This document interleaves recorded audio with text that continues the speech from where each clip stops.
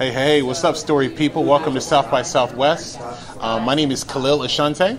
And I'm Michael Margolis. And we want to make sure that you have story mojo. So make sure you watch hashtag #SXStoryMojo. We're here to make sure that everything you do online with a story has a little bit of oomph to it. We want to help you stand out above all of the other noise and make storytelling something exciting and something that appeals to you deep inside. So we're doing a session tomorrow. We're going to tell you a little bit more about some of the stuff that we cover in the session. It's called Character as an Attraction Building Magnet. Right, so when you think of character, actually, before we start, Kahlil, tell people, how do you geek out on storytelling from a character perspective? Yeah, definitely. Character for me, I'm a character actor, selected for Cirque du Soleil as a character actor. I started out as a stand-up comedian, watching Richard Pryor and wondering why his stand-up stood out above everybody else that told jokes, and it was stories. So I took this class from Jeffrey Tambor back in 2002, and it changed my life because it reminded me that character is a result of struggle and suffering. And so I wrote a one-man show about my life, about things that I was embarrassed to talk about, and the way audiences connected with it, and the way people like you connected with it inspired me to keep going. It wasn't the followers, it was the content. How about you, man? How do you geek out? Yeah, so I geek out on storytelling. I'm the host of the Reinvention Summit, which is the world's largest storytelling conference online. And I got into storytelling really as the son of an inventor and an artist. And I had a lot of creative freedom growing up as a kid, but I forever felt lost in translation. I didn't really know where I fit in or I belonged. And so that got me into storytelling. I was an entrepreneur for many years, and now I teach storytelling to change makers and marketers online. So lots of stuff around courses and different programs like that. So when we talk about character, right, I think one of the things that's important, Kahlil, for people to be thinking about is there's two dimensions of character, right? There's character that's like your inner character, right, and then there's the outer character, which is like your persona and how you kind of carry yourself out in the world. I know you're really passionate about inner character. Yeah, I feel like the inner character is framed by vulnerability. Yeah. Vulnerability online is something that I think is often misrepresented or even misinformed. It's not easily defined, and by that I mean when you hear the word vulnerability, it makes you want to start crying. Like, oh God, I have to tell sob stories. But what it is shedding all of the onion layers of your outer character so that we can see who you are and why we care. Because I think one of the things that we can give people to take away from our session is that everybody is looking for themselves online. We're looking for a piece of ourselves in you, and that's where the inner character really comes in. Yeah, so your story is my story. That's right. Right, and I know this is like the holy grail of storytelling. That's right. Which is, if you can tell people a story they identify with as their own, when people see themselves in your story, the need to persuade, convince, or sell them on anything disappears. Which I think is important because so many of us these days, we're geeking out with social media and we're using it to grow our business or to sell our brand, and everybody's got a message. But we get a little cynical or we're suspicious because everybody feels like they're being sold to. That's right. People are being sold. They feel like they're being oversold to a bill of goods that doesn't always deliver. Yeah. They're hiring people to find followers on Twitter, and storytelling. Back in caveman times, it was about a tribe. It was about gathering around. Let me tell you something that reminds you that we're more alike than we are different. Yeah. So, one of the things I noticed as I've been talking to people just in the last days since I got here is everybody knows about storytelling. You've heard of storytelling. It's a hot business trend. Yeah. But people, I notice is people have a lot of fear around storytelling. You mentioned vulnerability. There's this notion of like self-consciousness. Yeah. Shame. I don't really know how to do it. I don't want to step out, and so there's almost like a lack of trust around one's own sense of story. Yeah, that's I feel what do you think about that? I think you're exactly right, and I think that's because as a society we've been taught that our stories don't matter. Yeah. It's using sports as an example. If you're not the best basketball player, then you don't matter. And I think storytelling is becoming the same way with social media. Is that we're kind of suppressing our own instincts and our own wonderful stories to try to meet the expectations of the masses, when actually what the masses want is for us to just be ourselves, because that's what they're looking for online. So yeah, definitely the being sold things and feeling like you have to be a salesman, it's backwards. We don't want to buy anything from you. We want to feel from you, and that can only happen with vulnerability. So how do you handle this though, Kahlil? Because being vulnerable, and I know in your one-man show, like, you go open kimono. Like, you lay some stuff on the table about your life that some people would just, that brings up so much fear and anxiety for people to share that level. How did you work that through, and how did you figure out a way to share it in a way that people would be like, wow, like they received the gift of it, not the, you know, that you're doing this for your own therapy, that it's, you know, the Kahlil Ashanti ego show, but really in a way that people receive the gift. Well, you know, the way that I was able to connect with that vulnerability and create compelling content was by realizing that I was going to fall on my face and I was going to fail inevitably. And I fell on my face enough times in front of people that instead of those people judging me, they actually helped me. They said, hey, Kahlil, just try it this way next time. It was good. I think, you know, speaking just for myself, but I see this in conversations that I've had, is we think we have to bring perfection to the world. We have to, but I challenge any of you to find anything you love that you love to read, a movie or any blog that started out perfect. We have to give ourselves room for growth, and that's what I did. That's what I did. I started out with a really terrible version of it, and I just built it, leaving my shame at the door, because shame is something that's not worth as much as you think. And once you get past that, then you can actually grow. Well, it's interesting. I know for my own self, when I tell my story on stage, when I'm teaching, what people remember most are those moments, like when I talk about how 3 years ago I went through a divorce and I lost everything. I lost my business, I was on the brink of personal bankruptcy, and I had to start over from scratch. And 3 years later, I'm now a self-published author, podcaster, a journalist, a professor, a curator of an online conference, a fashion designer. Yeah. You know, and I share these things with people because it's like it's a parable about this social media age that we're in now, about identity.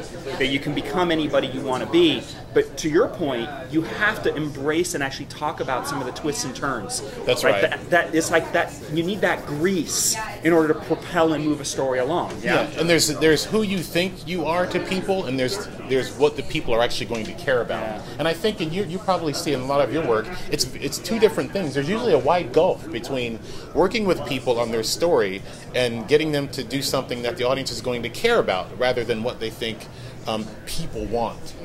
And it's been a really incredible journey for me to start out as a stand-up, telling jokes because I thought people wanted to laugh. And then when I took this class, instead of telling jokes about me being a performer in the military for the troops on the front lines, Jeffrey Tambor stopped me and he's like, look, we want to know why you're in the military. And I was like, well, to run away from an abused childhood. Why does anybody join the military? And then he said, that's your story. And I thought, wow, but that's not funny. But you know, my journey was when you let people know who you are and the pain behind the laughter, they'll laugh a lot more with you because they know that they see themselves in you. What have you found with when you're performing this one man show? Yeah. When people come up to you afterwards, what parts of your story do people identify and connect with the most? The comment I get the most is, thank you for having the courage to tell your story. And the other comment I get the most is, I am going to change. I had a guy come up to me in Scotland. I was doing a show, big burly red-beard Scottish guy, and he grabbed my hand and he honestly almost broke my hand, and he said, I beat my wife, but because I saw your show, I have to stop. Thank you. And not the normal conversation you have at the end of a gig, but those are the kinds of things that started pouring out, and that's what made me think, who cares if it's perfect, as long as it's reaching people. You know, my Facebook fan page has like 980 people. It's not the best in the world, but everywhere I go, I sell out, and that's because I'm saying something that people care about. And followers are good, but I don't mind being a follower myself, and finding out from people what exactly it is that connects with them. Well, and I think one of the themes you're really like speaking to here, which is really important for everybody to keep in mind, which is it's exponentially more important to have the story that's worth telling than how you tell the story. That's right. Because what happens is when you have the story that's worth telling, it literally tells itself. It spills out of you because it's the thing that's burning inside. It's the thing that you're holding that has the source of power. Right, so that's I think why it's so important to kind of go deeper into these issues of character. That's right. Right, and figuring out. So when you talk about character, I know you spoke to this a little bit earlier. You talked about character requires sacrifice. What do you mean by that? Well, you can't have character without suffering, and this is something that I learned from reading Nelson Mandela's book and reading. There's very few people that I admire that went through. Here's even more specifically. Yeah. When you want to tell your story, or if you're telling your story online and no one's identifying with it, what are the stakes? One of the fundamental building blocks of story are stakes and conflict. Yeah. And if we don't see that there's any kind of a conflict or any kind of stakes, what happens if you aren't able to tell your story? If it wouldn't kill you to not tell what you're telling, then nobody's going to care. That's where it comes from. Where's the struggle? Where's the internal struggle? And remember, I want to be clear that it doesn't have to be sob stories. It doesn't have to be the Kahlil Ashanti, my dad beat the crap out of me my whole life story. There are characters of conflict, as my mom doesn't like the guy I married, but now, we get along well and we have a kid, and the kid brought us together. There are so many happy stories and inspiring things, but you're going to have to connect with the struggle and the shame, and that'll, from those, you have a foundation of building characters. I really like that, and I know that this process of finding inner character is very freeing for people. Yes. Right? Because once you start to find that language and you realize, wow, in a way, what you're talking about is making adversity your ally. And realizing, oftentimes our biggest, most painful challenges and struggles in life, we wouldn't wish them upon anybody. Right.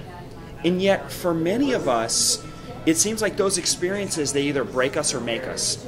Yeah. And sometimes it's even both. Sometimes we have to first be broken, and then it's the process of literally rebuilding and healing ourselves out of those experiences that we come into contact with who we really are. And of course, that's what we all want. If you guys remember in the movie Avatar, there's that beautiful scene. It's really like the best scene of the whole movie, with two Na'vi love-struck heroes looking into each other's eyes, and they go, I see you. Right, so good. So we have and that's what we're all looking for. Yeah, it's right? The skyscraper analogy, isn't it? The higher you want to go, the deeper you got to build. Yeah, there's no way around it. And it's the tearing up that is difficult. But if you can look forward to that scene where that it's going to come together, it might not always come together in the way you'd like, but there will be more people with you for it. Yeah, and it's interesting because I know a lot of people focus on character these days on the external side of it, which is like personal branding and your image. Yeah. And, well, I hope you guys realize I'm kind of a big deal. Right? We hear this a lot, and we say this kind of jokingly, but this is like the vernacular of social media. Now, I think there's a way to even tell that story in a way that connects back to what we're talking about here, which is think about what you want to be known for. If there's one or two sort of details, it's just like character development in a novel. Maybe you're the guy who always wears the red fedora. Personally, I eat more chocolate than the average human. Anybody who knows me knows that about me. And I grew up in Switzerland as a kid. My dad worked for Nestle. I throw Willy Wonka parties. I geek out on chocolate. So that's become one of my signatures for my outer character. Yeah. So that's something I think that's also important for you to think about from an external perspective, even with a personal brand. What are a couple things that you want to be known for? But they need to be idiosyncrasies that are truly yours, things that define you. And I'm left-handed, I'm colorblind. What about you? What are a couple things that people know you for? Eating meat is the main one. Nice, I like that. Matter of fact, I'm hungry right now. Yeah? What's your favorite cut? My favorite cut is a T-bone with eggs. And the eggs on top of the T-bone, preferably, in Las Vegas. I like that. At the Bellagio. But I digress. But it's all about the credentials don't trump character. Yeah. It's you've accomplished so much in your life, and none of those credentials helped you get through your divorce. It was chocolate. Yeah, damn right it was. It was piles of chocolate. And so I think if we can leave people with anything, it's don't judge it. Whatever your character trait is, let it out there. Yeah. If it's stupid, people are going to tell you, or they might join you, but don't judge it. Write for the trash can. Most scripts go through hundreds of drafts before you see them, and your story and your blog or whatever your communication is no different. Yeah, and building off that, if you take the time to become more conscious of your own story, like the path you've been on, there's an exercise in pattern recognition. You'll start to see there's certain themes that are natural to your own personal life. Right. And once you identify those themes, it allows you to step into your own story. And when you do that, what happens is natural authority. Like, you're speaking from a place of core that people see you because they're like, well, yeah, dude, it is the Kahlil Ashanti show. You are so freaking Kahlil. You're doing Kahlil really well because you've taken the time to get to know yourself really well. And I think that's what's exciting about the era that we're in right now. Take blogging, for instance, right? Blogging is a means for self-actualization. You're actually keeping a journal of your life journey, and then you're inviting other people on the ride with you. So there's a lot of exciting things. If you can cut through the noise, it's easy to get lost and distracted with everything we're doing on social media. But you can use these tools as a way to raise your consciousness, as a way to discover who you really are, and in turn attract more of the people you want to be in relationship with. That's right. So if people want to learn more about you, Kahlil, and hook up to the Kahlil Ashanti world, where should they go? The best place is Twitter, at Kahlil Ashanti, KAHLILASHANTI, or the website is KahlilAshanti.com. How about you, Michael? Where can people find you? Yeah, so Get Storied, also on Twitter. Also, I'm hosting the Reinvention Summit 2, which is storytelling's biggest online conference. That's April 16th through the 20th. If you go to reinventionsummit.com, there's a 5-part video series on storytelling in the digital age that you can hook yourself up for free. And if you go to getstoried.com, you'll see all sorts of other really great resources on storytelling for marketers and changemakers. And lots of chocolate. And lots of chocolates. Chocolate every Friday, Monday, Tuesday, Thursday, and Saturday. Thanks, guys. Cool. All right. Thanks for tuning in, and we'd love to connect with y'all.